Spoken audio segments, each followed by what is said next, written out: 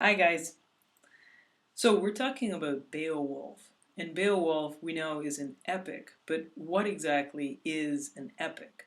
Well, an epic is a story. Now it's not a short story, but it's a long, grand story of great and heroic deeds. And you might also know the word epic as it's used in slang now. And you might hear someone say, "Oh man, that party was epic." Okay? That just means it was an incredible party.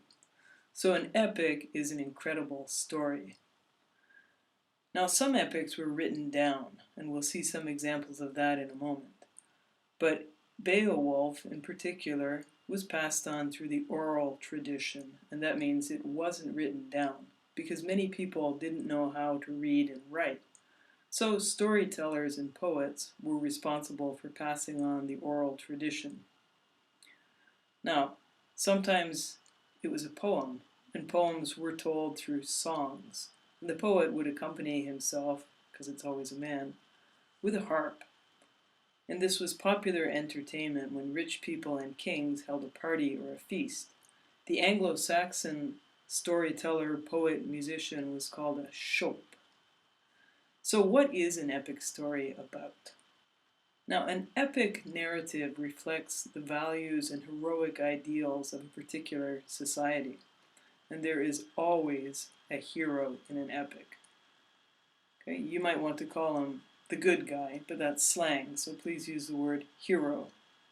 And if you want to understand a particular culture or society, look at the heroes. Look, write that down. I'll say it again. If you want to understand a particular culture or society, look at its heroes. Now, heroes can be physically strong and powerful, they can be inspiring, or sometimes they're just ordinary people who don't even want to be a hero, but through some twist of fate, they're pushed into doing something extraordinary. So, in an epic, there is always a hero. And wherever there is a good guy, there is, of course, a bad guy also. And again, that's slang. If you talk about a bad guy, please use the word villain. Okay, and of course, they will come together, and we will have a battle of good versus evil. And this is going to be an epic battle or struggle. Lots of violence. You can't have an epic without violence and a lot of bloodshed and fighting and whatnot. So I think you'll find it pretty interesting. There are also going to be monsters and dragons. So if you like fantasy, epics are good stories for you. And wherever there are monsters and dragons, there is also a good degree of mystery and magic. You might have magic swords or magic goblets or flying dragons and monsters, things like that. Magic wands, think of Harry Potter. So you have mystery and you have magic. Now, of course, there are going to be adventures too. There are going to be battles, and there are going to be heroic deeds. The hero is going to do something amazing. There is probably also a journey involved here. And it's going to be a long and complicated story. It takes place over many years, and we move around many countries. Okay? So it's a long story, and telling the whole epic story takes a long time too.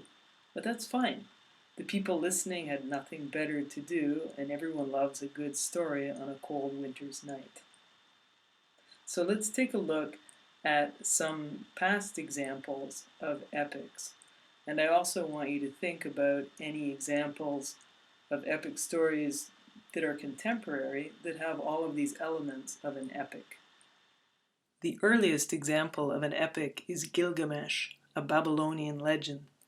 It was notated around 2000 BC and was inscribed on stone tablets in the ancient Akkadian language of Mesopotamia.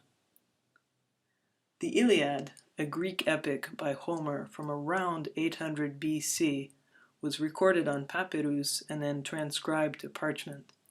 As you can see, papyrus was not a very resistant medium. The AENEID by Virgil was written from 29 to 19 BC, so in the period right before the Romans came to England.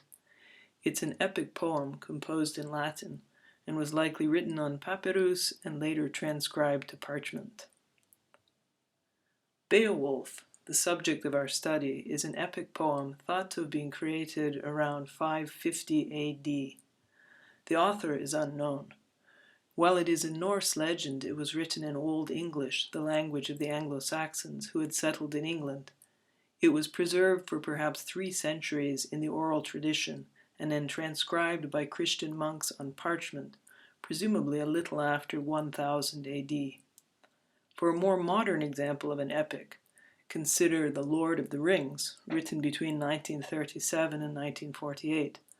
The author is J.R.R. Tolkien, who, as a lecturer at Oxford, was an expert in Old English and helped to renew interest in Beowulf with a translation in prose.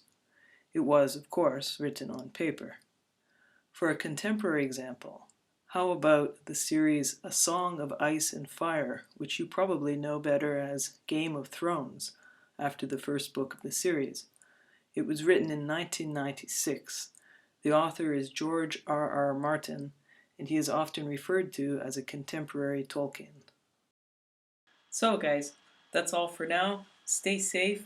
Take a look at the homework assignment also. There's a short quiz on what is an epic, and also I'd like you to fill in a table with some details about an epic that you can think of. You can work on it together. Please submit on Classroom. Okay? Take care.